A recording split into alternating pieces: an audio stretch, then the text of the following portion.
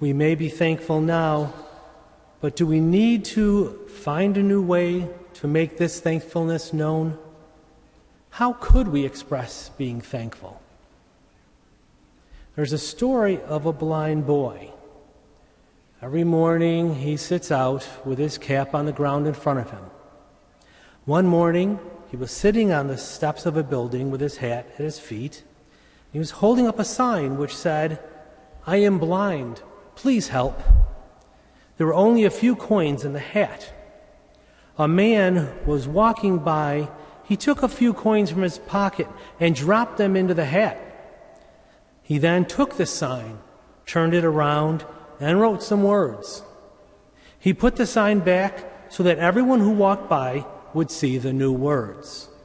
Soon the hat began to fill up. A lot more people were giving money to the blind boy. That afternoon, the man who had changed the sign came to see how things were. The boy recognized his footsteps and asked, "Sir, were you the one who changed my sign this morning? What did you write?" The man said, "I only wrote the truth. I said what you had said, but in a different way. Instead of, 'I am blind, please help,' I wrote, 'Today is a beautiful day, but I cannot see it.'" Both signs told passers-by that the boy was blind, but the first sign simply stated it.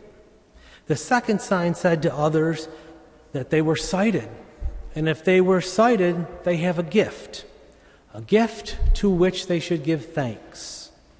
There's no doubt that the second sign was more effective than the first. That's because people realized their gift of sight in a new way.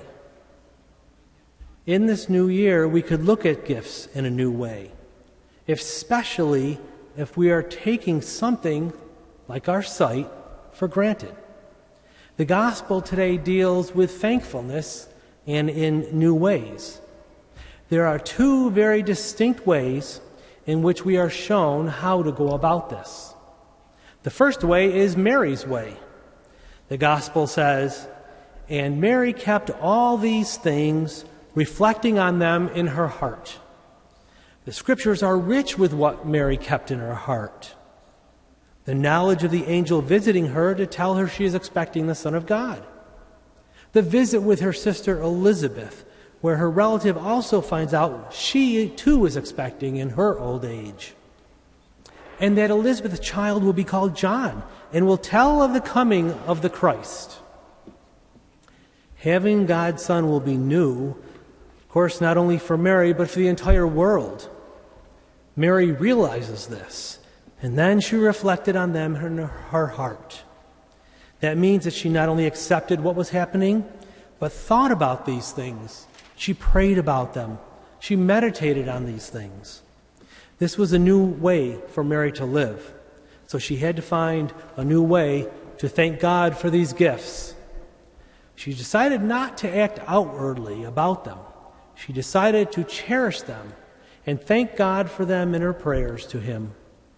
She praised God for each and everything that happened because she was asked to be the mother of Jesus, a task she did not hesitate to say yes to. The second way the gospel tells us that we can be thankful is like the way of the shepherds.